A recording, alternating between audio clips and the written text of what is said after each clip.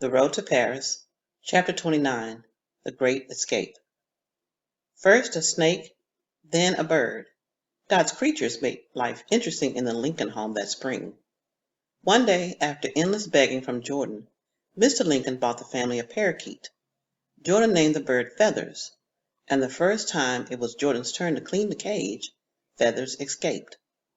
Paris spotted the runaway bird when it nearly clipped her flying low through the kitchen where Paris was munching on a sandwich. "Whoa!" said Paris.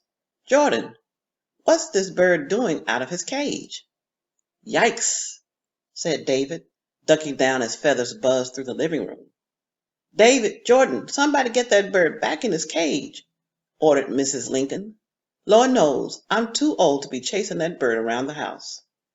Feathers flew to the second floor with David in pursuit. Jordan met him at the top of the landing, and they both chased the bird into Arletta's room. I got him," said Jordan, reaching for the bird now perched on Arletta's dresser. But Feathers took off again, flapping his way back into the hall. Paris went upstairs to join the chase. "Come here, Feathers," she cooed. "That's a nice bird." "Here, Feathers," called Jordan. "Come on, little birdie." Mrs. Lincoln called upstairs. "Don't come down here until that bird is back in his cage." "You making any progress?" asked Mr. Lincoln, lumbering up the stairs. "Not yet," said David. Mr. Lincoln started whistling, which brought the bird flying in his direction. He reached out to capture the wily bird, but missed.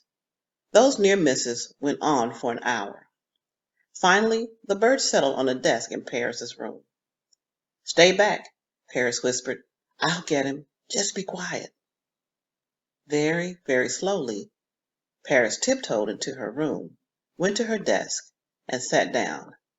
Keeping one eye on the parakeet, she reached down for the wicker basket next to her desk, and with one swift motion, brought the basket down over the bird. A few minutes later, Feathers was back in his cage. Paris went downstairs to watch TV. When she entered the living room, Mr. Lincoln looked up. "Good job," he told Paris. "Maybe we should start calling you the big bad bird catcher of Ossining. What do you think?" The very idea made Paris giggle. All right, having a little fun with the bird in chapter 29. And we'll see what's next for Paris and her new family, the Lincolns, in chapter 30. So come back and see what happens with me in chapter 30. The Road to Paris, chapter 30, Family Portrait. The night before her birthday, Paris went to her room and took out the photo of Malcolm and Viola and herself that she'd received 1 week after calling her birth mother. She was barely 2 years old in that picture, so she didn't remember it being taken. On the back of the photo, Viola had written 3 Ps. Paris smiled. Her mother always used to say the 3 of them looked so similar. They were like 3 peas in a pod. Paris stared at the picture for a long time. Those faces told Paris there would always be someone in this world she belonged to, even if it wasn't the Lincolns. Trouble was, part of her wanted to belong to them as well. Was that wrong? "Don't get too comfortable," Arletta had warned Paris when she first arrived. "You probably won't be here that long." But Paris had been with the Lincolns for nearly 1 whole school year.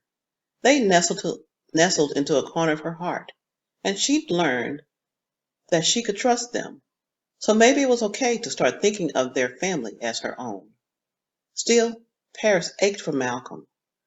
There were even times when she missed Viola. "I wish there were 2 of me," thought Paris. "That way, both of us could have the family we want." Well, chapter 30 was a short chapter, and we're going to find out in chapter 31 if these 2 families are going to collide or not. So stick with me, and we're going to go to chapter 31.